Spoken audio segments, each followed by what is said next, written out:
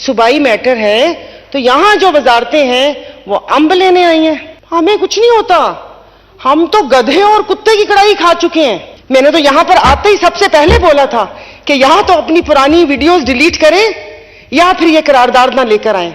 अब किसी ने, मैं यहाँ पर हुई, मुझे थोड़ा टाइम दीजिएगा क्योंकि हो सकता है ये मेरी आखिरी स्पीच हो। अगली दफा या किस्मत या नसीब, और आराम से घर में ही रहूं मैं। जरूरी है मैंने चित्राली साहब से दुआ पढ़वानी है और आप लोगों की छुट्टी करवानी है।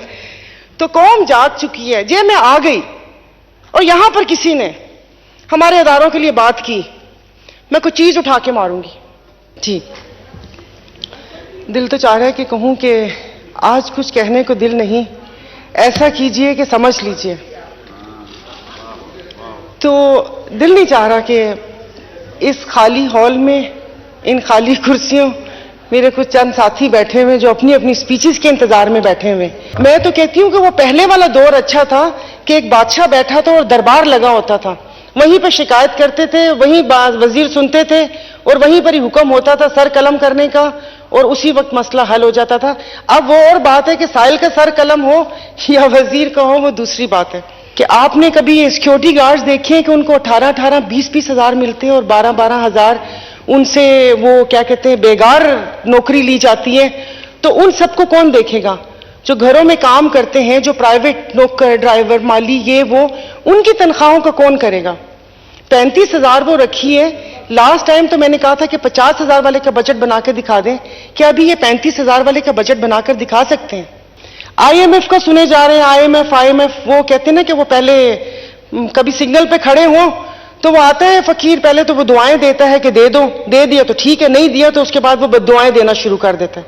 मुझे तो ऐसे लग रहा है जैसे हम अभी वही कर रहे हैं। तो मैं बहिस्ते पाकिस्तानी एक अवाम, मैं कहती हूं मुझे नहीं चाहिए IMF का बजट, क्योंकि मैं कुछ भी खरीदती हूं, मैं घर की ग्रोसरी लेती हूं, मैं पेस्ट, चीनी, पत्ती, तेल कुछ भी लेती हूं, मैं तो उसमें टैक्स देती हूं। मैं तो उस टैक्स से, जो टैक्स ये कह रहे हैं कि इतना टैक्स कलेक्ट हुआ है और ये सारा कुछ हुआ, उससे एक आम आवाम को क्या फायदा?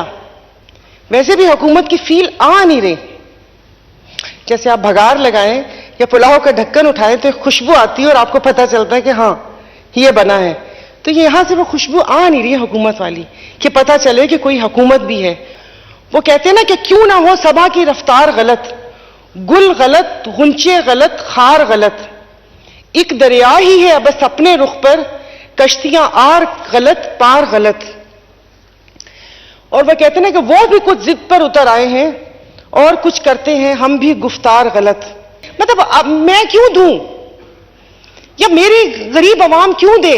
अरे मेरे इलाके में रोटी नहीं है स्पीकर साहब, जाते हैं तो शर्म आती है, दवा दारू नहीं है। यहां पर किसी ने तकरीर की तो सिगरेट नोशी पे और फिजी ड्रिंक्स पे बोला कि उससे लोगों में इतनी इतनी अम्मात होती हैं, ये होती हैं। हमें कुछ नहीं होता, हम तो गधे और कुत्ते की कड़ाई खा चुके हैं। मैंने तो यहां पर आते ही सबसे पहले बोला था कि यहां तो अपनी पुरानी वीडियोस डिलीट करें या फिर ये करारदाद ना लेकर आए। तो अब चूंकि यहां पर इतना ज्यादा वो हो गया, अब किसी ने, मैं यहां पर हुई, मुझे थोड़ा टाइम दीजिएगा क्योंकि हो सकता है ये मेरी आखिरी स्पीच हो। अगली दफा या किस्मत या नसीब, और आराम से घर में ही रहूं मैं। जरूरी है मैंने चित्राली साहब से दुआ पढ़वानी है और आप लोगों की छुट्टी करवानी है।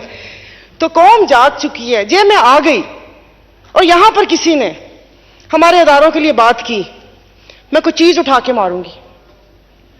फिर ना आप कहिएगा, कोई एक लफ्ज भी कोई नहीं बोलेगा। मैं कह रही हूं थोड़ा सा बजट असेंबली का तो है, थोड़ा सा बस ये कर दें कि एक जब सेशन हो तो 5-5 बादाम हर सीट के ऊपर पड़े हुए हों, ताकि उसके खाने से याददाश्त सलामत रहे, उसके खाने से याददाश्त सलामत रहे। वो हम कोई वो बात ना करें। तो ये जब असेंबलियां टूटने के बाद आइन में लिखा हुआ है कि 90 दिन के अंदर इलेक्शन जरूरी हैं, तो मतलब अगर उन्होंने गलत किया है सदर साहब ने, तो आप इसका सही कर दें। और वो इतने बोदे से बहाने हैं, वो ऐसे ही हैं कि अब्बू नहीं मान रहे, इस्तिखारे में ना आइए, तुम्हारी मेरी जात नहीं मिलती। मतलब ये इस किस्म के बहाने हैं। तो इसका मतलब ना ही होती। मतलब एक गरीब, ये तो वो एक कहानी हमने पढ़ी थी कि वो मिर्जा ने एक कतबा बनाया था। कतबा तो नहीं, वो एक नाम लिखवाया था कि मैं अपने घर पे लगाऊंगा। 9th-10th में थी ये स्टोरी, और वो पैसे जमा करते करते करते एंड में उसमें थोड़ी सी तरमीम करके उसकी कब्र के ऊपर लग गया। तो अब ये गरीब बंदा एक थोड़े से पैसे जमा करता है कि थोड़ा हो तो या छत डाल लूँ या घर बना लूँ, हर साल ये सीमेंट का हो जाता है।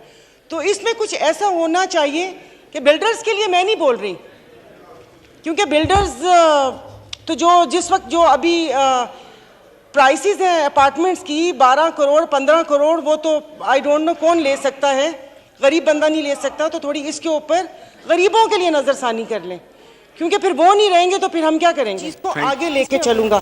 तो जब तक हम यहाँ पर बैठे हुए एक दूसरे की हौसला अफजाई या हिम्मत नहीं बढ़ाएंगे, तो फिर जो बाहर बैठे हुए वो यही कहेंगे कि बेतौकीर हैं हम। और अभी तो एक और लफ्ज़ भी सुनने को मिला था कि इन पार्लियामेंट में बैठे लोगों की क्या औकात है। ये बड़ा व्हाट्सएप पे वायरल हो रहा है कि कल एक सहाफ़ी उसमें उन्होंने बोला कि ये पार्लियामेंटेरियन की इनकी कोई औकात नहीं है। तो एक दूसरे को मजबूत करें, और जो उनकी मेहनत है मेरे ख्याल में कि वो उनको खराज तहसीन पेश करना चाहिए कि वो जो काम करके गए हैं 15 दिन में तो ये नहीं करके जा सकते ना, उन्होंने ये काम किए तो उनको ये खराज तहसीन पेश करना चाहिए। और बस मेरा यही था कि ये ऐसा नहीं होना चाहिए था, इसलिए कि मेरा उस दिन बहुत दिल दुखा था, बट ये कि टाइम नहीं था और मुझे स्पीकर साहब ने टाइम नहीं दिया, वरना मैं उसी वक्त, अभी वो नहीं बैठे हुए तो ज़्यादा बात नहीं कर रही, लेकिन मैं उस वक्त उनको उसी वक्त जवाब देती।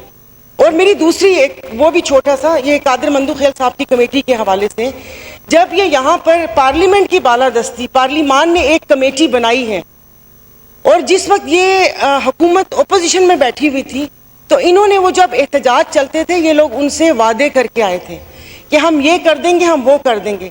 कल एक हुकूमती वजीर कह रही है कि ये कमेटी जाली है।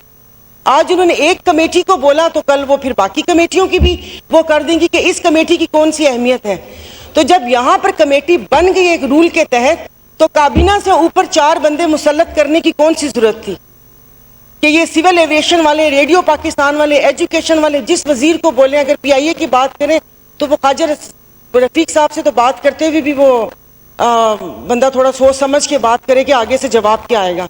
ना वो रेलवे के बताने को अपना वो समझते हैं, ना PIA की बात करो तो वो पढ़ जाते हैं।